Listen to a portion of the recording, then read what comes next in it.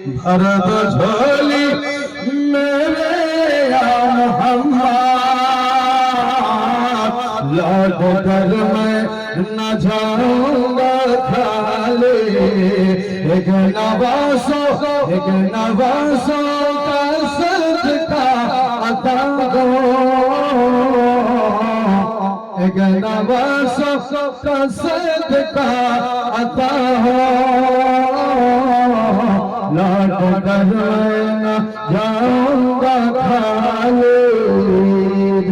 सुबहानाल्लाह। আমার নবীর দরবারে যারা এসেছে কোনোদিন খালি হাতে যায়নি।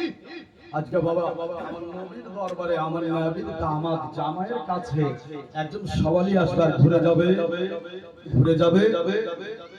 এটাই তো হচ্ছে পরীক্ষা। তো আজকে আমাদেরও পরীক্ষা হবে আর কালকে শেষ পরীক্ষা হবে, আমাদেরও পরীক্ষা হবে। হ্যাঁ সাদিকুল ভাই, আমাদেরও পরীক্ষা হবে কাল, আজকে আর কালকে শেষ পরীক্ষা হবে।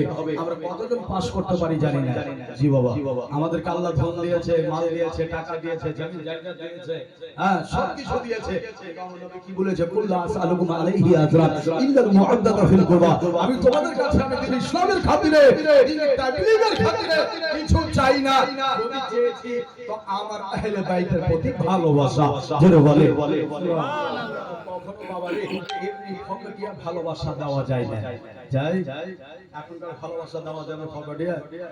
এখনকার আশিকেরাকে দেখবেন, মাসুকেরাকে দেখবেন। মাসুক যদি আশিকের কাছে কিছু না পায় তো মাসুক আর থাকবে না আশিকের কাছে, ও চেঞ্জ করে ফেলবে। এখনকার ভালোবাসা তো কলিযুগের ভালোবাসা। বাবা রে, একটা ছেলের কাছে 10টা মেয়ের নম্বর।